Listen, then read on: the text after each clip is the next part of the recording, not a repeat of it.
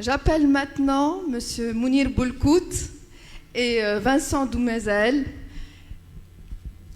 Alors, Mounir Boulkout et Vincent représentent la fameuse entreprise Celt Marine. Et on va parler algues, on va parler, pas toi, on va parler algues, on va parler de ce que tu fais ici en Tunisie, de tes sites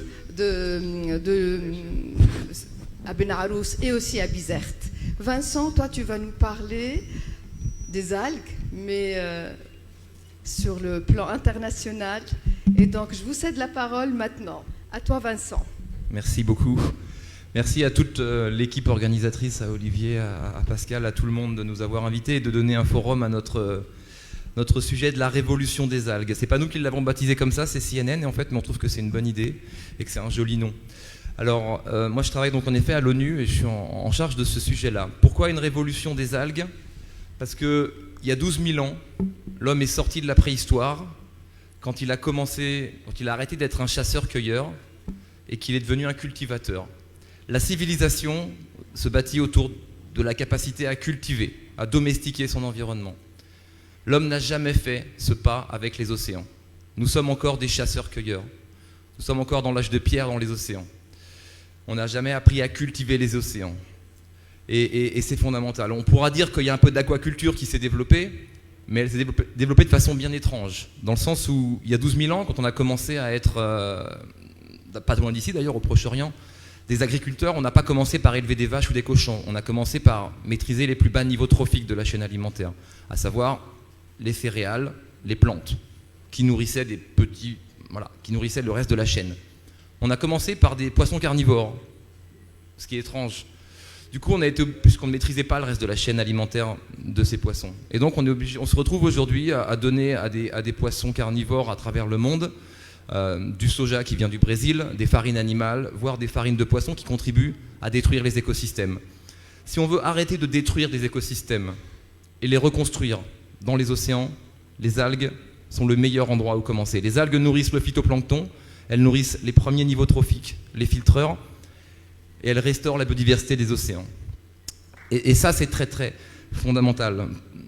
Pourquoi on s'est intéressé, pourquoi moi je me suis intéressé aux algues? Je viens du monde agroalimentaire. On sait tous, alors déjà, juste une petite introduction, les algues, ça veut tout et rien dire dans le sens où on parle d'un spectre énorme d'organismes très très très différents. Il y a 3 types d'algues qui ont 2 milliards d'années d'existence, les brunes, les rouges et les vertes. Elles ont 2 milliards d'années d'évolution. Ça veut dire qu'en 2 milliards d'années, elles sont extrêmement différenciées. Il y a 500 millions d'années seulement, les algues vertes ont migré sur Terre. Elles ont donné lieu à toute la végétation que vous voyez autour de vous, qui sont des algues vertes, qui ont évolué. Aujourd'hui, génétiquement, une algue verte est beaucoup plus proche d'un olivier ou d'un rosier que d'une algue rouge. Et la différence entre une algue rouge et une algue verte est plus grande que la différence génétique entre un champignon et un éléphant. C'est pour vous donner une idée de la diversité d'utilisation, le potentiel qui repose sur ces organismes, qui au cours de 2 milliards d'années ont appris à résister à tout. Donc la première raison, pour revenir à mon parcours, pour laquelle je me suis intéressé aux algues, c'était évidemment pour répondre à l'une des problématiques les plus cruciales de notre génération, qui est de nourrir la planète. On a aujourd'hui 800 millions de personnes qui meurent de faim. On a un enfant sur 4 qui grandit dans un état de carence alimentaire grave et qui ne peut grandir correctement. On a 300 000 personnes tous les jours en plus sur Terre à nourrir. Tous les jours, 300 000 personnes en plus. Qui mangent de plus en plus de la viande. Pour donner un écho sur la grandeur du problème, dans les 50 années à venir, notre défi va être qu'on va devoir produire autant de nourriture que dans les 10 000 années passées. On ne le fera jamais avec la Terre seulement. On a besoin des océans. Et encore une fois, si on continue l'aquaculture de la manière où on le fait, on ne le fera pas non plus. Donc il faut réapprendre tout ça. Des chercheurs des Pays-Bas ont estimé qu'avec 2% des océans cultivés, dédiés à la culture d'algues et supportant un écosystème résilient, on nourrirait 12 milliards de personnes en protéines sans aucun besoin de protéines végétales ou animales. C'est absolument colossal. Les algues sont des bombes nutritionnelles. On est devenus des sapiens.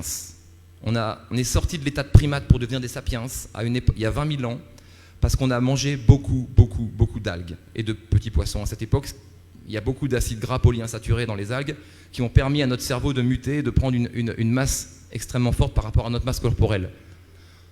C'est étonnant d'être ici parce qu'il y a 2000 ans, on a sorti les algues de l'histoire, ici, en Méditerranée. Les Grecs, les Romains, pour des raisons diverses, la plus vraisemblable étant qu'il y a eu des pollutions d'algues. À l'époque, on définit que l'algue était le plus vil des éléments.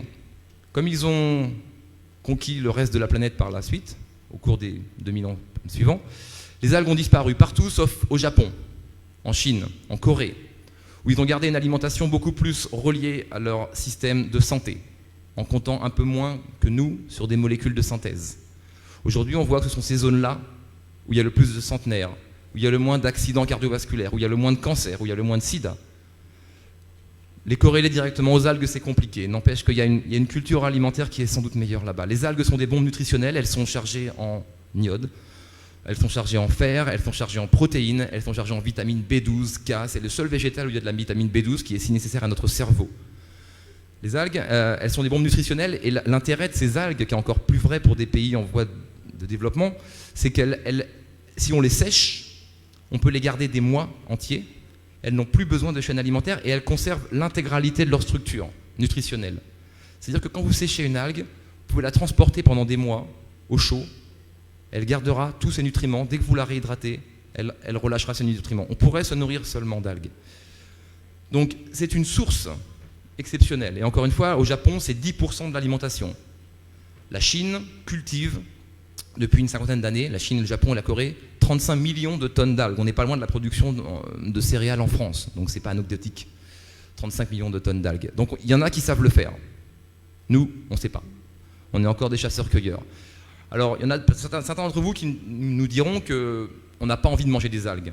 Déjà, je vous dirais que vous ne les connaissez pas, parce qu'il y a une variété de goûts et une variété de textures qui est immense, encore une fois. Et ce n'est pas la seule application possible. Les algues vont être une source extrêmement intéressante pour nourrir des animaux. Elles vont booster le système immunitaire, elles vont améliorer le système immunitaire des animaux, elles vont les rendre plus résistants. On a bâti des filières en France qui n'ont plus besoin d'antibiotiques car elles utilisent des algues à la place. Quand on connaît les problèmes de l'antibiorésistance qui génèrent aujourd'hui 700 000 morts par an, on comprend que utiliser des moyens d'alimentation animale un peu plus durables et qui préservent la santé des animaux et la nôtre, c'est pas anecdotique. Il y a une autre petite algue magique qui s'appelle l'Asparagopsis taxiformis. Si on donne 2% de cette algue à nos vaches, elles n'émettent plus de méthane. Le méthane, c'est 5% des gaz à effet de serre dans le monde, autant que les voitures. Donner 2% de cette algue à nos vaches, c'est équivalent à arrêter toutes les voitures du monde.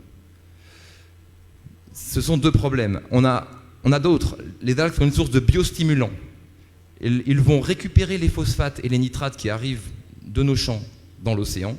Elles vont nettoyer l'océan et elles pourront être réutilisées pour améliorer la résistance au sel, la résistance à la sécheresse, la résistance au froid des plantes.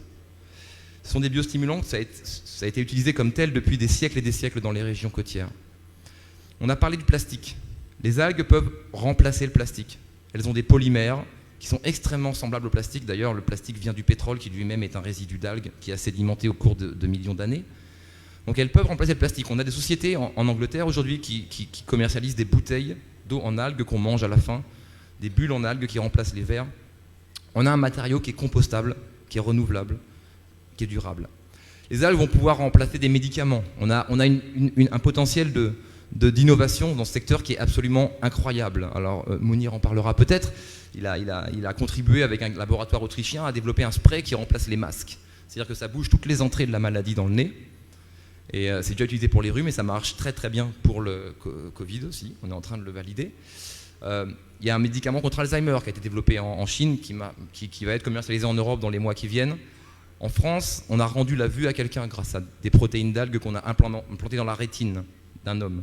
Les algues se dirigent vers la lumière en utilisant des protéines qu'on a réussi à réutiliser pour rendre la vue à quelqu'un. Vous pouvez regarder, c'est sur France Inter, il y a eu pas mal de communication là-dessus.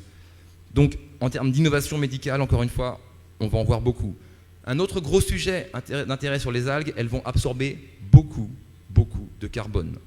Une partie de ce carbone va être envoyée au fond des océans, où il sera séquestré pour des milliers d'années. L'algue est le seul aliment qui inverse le changement climatique. Il séquestre plus de carbone qu'il n'en émet.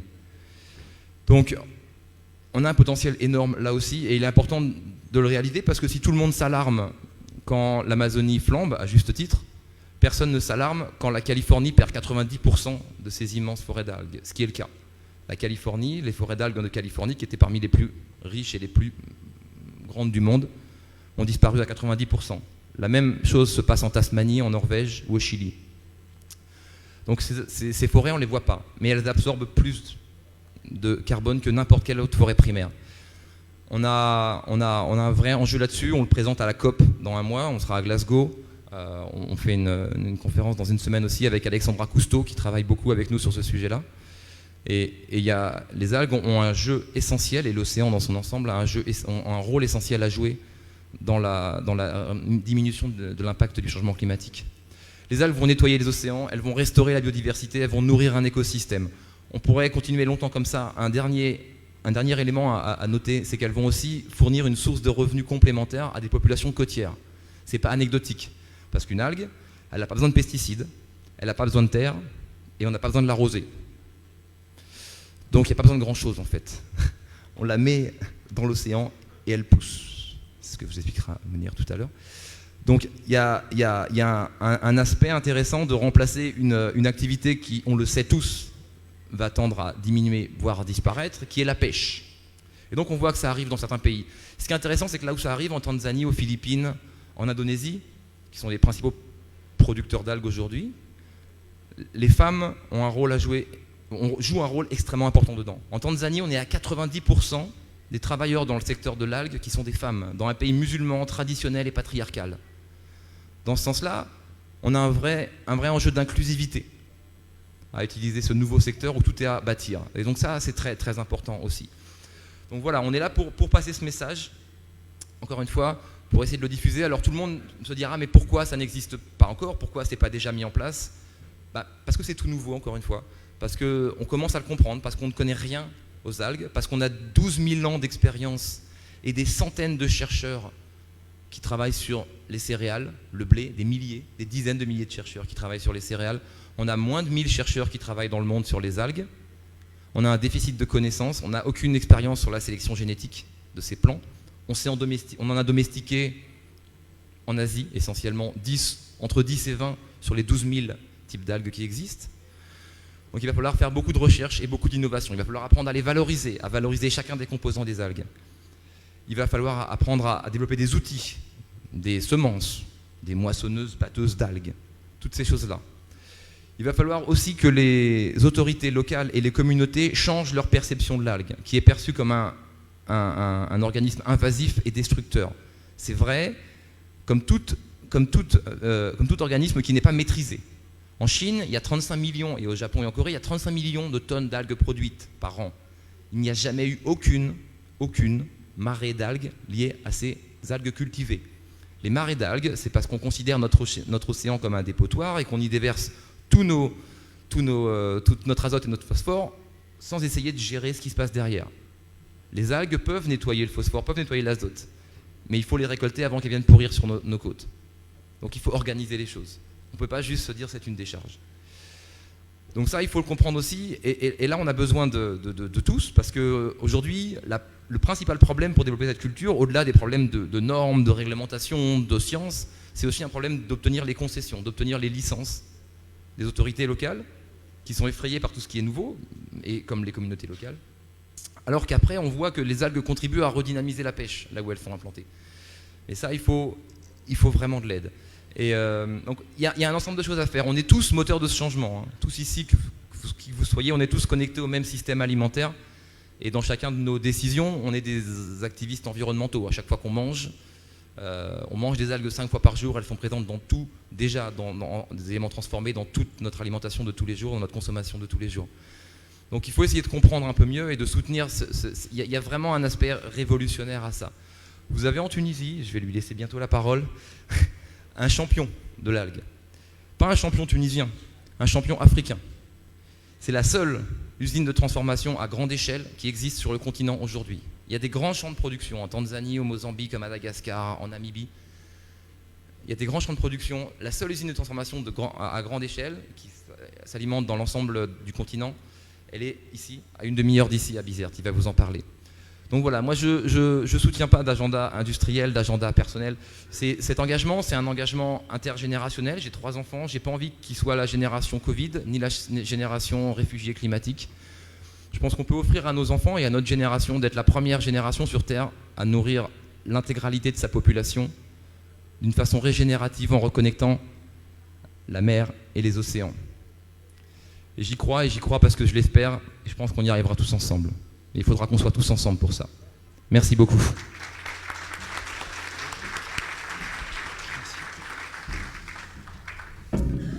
Alors, bonjour à tous.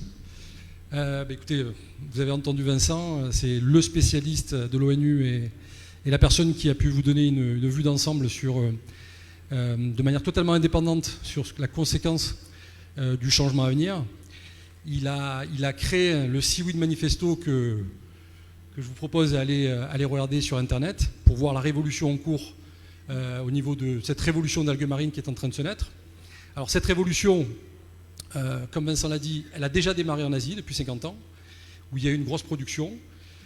Moi j'y ai été baigné, je suis français, formé aux sciences de Marseille. J'ai été initié par un spécialiste des algues marines à la faculté de Lumini en 1996. Je suis venu en Tunisie parce que mes origines sont tunisiennes et de Mazenjmil par vacances, et j'ai trouvé des gracilaires sur la lagune de Bizerte il y a maintenant 25 ans de cela. Très rapidement, parce que j'étais entrepreneur dans la tête quand j'étais étudiant, j'ai demandé une concession marine à l'État tunisien à l'époque, en 1996. Donc là, on lit un peu les problématiques côtiers qu'on a et les limites de concession. Donc j'étais un peu en avance de ce qu'il fallait faire. J'ai obtenu cette concession en 2018, 22 ans plus tard. Donc ça vous explique qu'il faut être patient dans ce secteur pour obtenir quelque chose. Mais ce n'est pas vrai qu'en Tunisie. C'est vrai en général dans le monde entier. Donc ce que j'ai fait, je n'ai pas attendu que les algues poussent en Tunisie. Je suis allé les chercher où elles étaient pour pouvoir les transformer, pour montrer que le modèle que j'avais proposé aux autorités pouvait fonctionner. Donc ça, c'est le travail de l'entrepreneur que je suis, qui a monté sous fonds propres, sans aucune aide, ni européenne, ni locale, avec des actionnaires qui sont ici depuis plus de 20 ans et qui ont cru aux belles paroles, qui pouvaient être à l'époque que des belles paroles, parce que je n'étais qu'un étudiant, mais qui ont fait que cette success story maintenant, parce qu'on a réussi maintenant à montrer que notre modèle fonctionne, on a créé effectivement cette ferme. Donc en 2018, on est très fiers, grâce aux autorités tunisiennes qui ont compris l'intérêt que ça avait et grâce à des personnes clés, que je tiens à remercier, Houssem Hamza s'il m'écoute, et qui ont fait qu'aujourd'hui, voilà, on est à la 3e année d'exploitation de la ferme, qui va rentrer en totale production l'année prochaine, plus de 80 hectares de concession. Mais ça, ce n'est qu'un début. On parle de la Tunisie, mais en fait, il faut parler de tout le Maghreb, il faut parler de toute l'Afrique. Aujourd'hui, le potentiel côtier sur les côtes africaines est énorme, avec des espèces, comme disait Vincent, totalement différentes, qui vont apporter pour des applications totalement différentes. Pour revenir à nous, ce que l'on fait au quotidien et ce qu'on a construit, on a construit que la plupart de vos produits, pour les Tunisiens ou même pour les Européens qui sont là, les produits transformés, donc nous on fabrique des texturants et des gélifiants alimentaires, vous les retrouvez dans l'ensemble des applications alimentaires. C'est-à-dire vous le retrouvez dans plus de 4000 applications dans le monde. Donc votre dentifrice au petit matin qui vous donne cette texture, c'est un gélifiant extrait d'algues. Au petit déjeuner, votre jus d'orange s'il est stabilisé, c'est un extrait d'algues marines. Quand vous prenez votre cacao milk ou votre café avec de la poudre de lait, c'est encore un extrait d'algues. Quand vous arrivez et que vous mangez aujourd'hui votre charcuterie, vos produits laitiers transformés, yaourts et crème dessert, vous avez des extraits d'algues marines. La plupart de ces extraits d'algues, aujourd'hui, ils étaient tournés essentiellement dans les grandes compagnies américaines, DuPont de Nemours, Cargill, qui détenaient ça comme des conglomérats chimiques. On commence à changer les choses. Les PME, PMI sont rentrés dans le marché à travers des sociétés en Espagne, au Chili, nous-mêmes, et qui contribuent maintenant à cette nouvelle essor. Mais avec des produits, et là, ce qui est important, c'est vraiment fondamental, il faut savoir qu'il y a toute une législation qui fait que demain, on pourrait être bloqué à ne pas continuer à trouver ces produits-là dans vos applications finies, ce qui serait une hérésie. Pourquoi ? Parce qu'après Covid, on s'est aperçu que des produits naturels, donc qu'on appelle issus d'algues marines des polysaccharides sulfureux,